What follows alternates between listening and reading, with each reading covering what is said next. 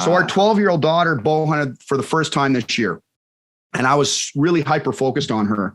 She has been shooting since she was 2.5. She's 12 years old. She's very tall for her age. She's in a men's 9 almost. You can get an idea how tall she is. I've got a daughter who's going to be exactly like that. That's amazing. Yeah. So, I mean, we trained her coming up. I realized she needed to hit that minimum draw weight for deer and turkeys. And we had a heck of a time finding a bow. I mean, I tried to find her a Howitt for 3 years and I couldn't find a lighter weight Howitt. They're like as rare as hen's teeth.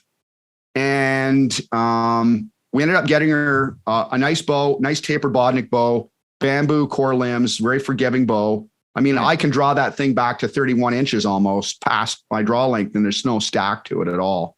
Oh, nice. Got her nice, good hunting weight arrow. And I said, you're not going to go hunting with me. You're not going to go, like she followed me around. You're not going to hunt until you're accurate enough. And if you're accurate at 10 yards, you're going to have to wait till the deer comes in 10 yards. She trained extensively on that bow. At her draw length, it's hitting 40.5 pounds, and she shoots it without an issue. That's amazing. But it took time and training, and I put her under a lot of pressure situations shooting.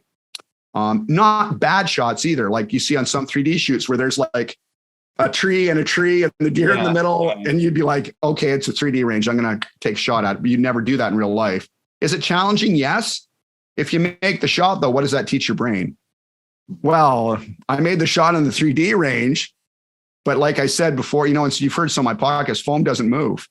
Yeah, exactly. So you have to move in the training. So we did that with her. She had a buck come out the very first night she was in, and I saw him first coming down the parallel trail. And he did what bucks do. He did not come on the either convergence trails. And we were in the ground blind, brushed right in heavily, had been there for 2 months.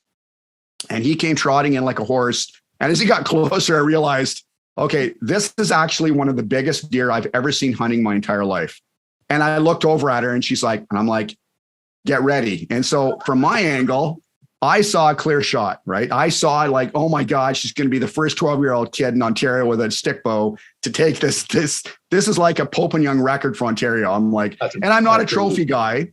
I'm not a trophy guy, but for your 12-year-old, seeing that deer come in at that close and the wind was right, everything was perfect. I'm like, oh my God, this is crazy.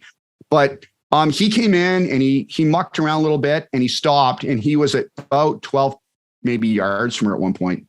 And I'm looking over at her and she'd come up and let down, and she'd come up and let down.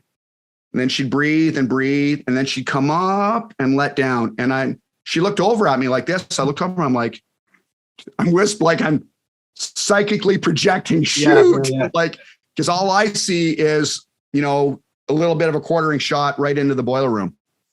And he farts around these couple of trees and turns around and he goes around behind us and chases a doe off. And then her heart rate starts going and she's like, what's wrong with me? She's starting to shake. Her adrenaline's going. I go, that's very normal, sweetie. Breathe it out. She breathed it out. She goes, I had no shot, Dad. I didn't have a shot. Those cedars screened him out. And then from my angle, I went over to her angle. I saw these cedars. And then, of course, I got blamed for not cutting them out of the shooting lane. So it was my fault that she didn't get the shot. But my point is that I know a lot of people that want to try to stick an arrow into that deer and make that shot. Who's to say they wouldn't have? Who's to say they couldn't have? Who's to say they wouldn't have recovered if they hit it, if they got a deflection or a bad hit? The point was because of, even at her age, she knew that wasn't on. She wasn't sure of it. She was not confident in that arrow making it there. And it wasn't confidence in her shooting ability, but she trained enough to know that obstruction in the way was too high a risk, too low percentage, and she let it go. And she learned more from letting that animal go than she would have, hitting that and tracking it for 5 hours or 2 days, or, you know what I mean? Versus the chance of that arrow hitting it and dropping it quickly. Her bow setup's real lethal, got nice heavyweight arrows, real good 3-blade VPAs on the end of those things. But she knew it was a chance and she didn't want to take a chance. And I was very proud of her for that. I couldn't have asked for a greater moment than seeing that deer down other than that.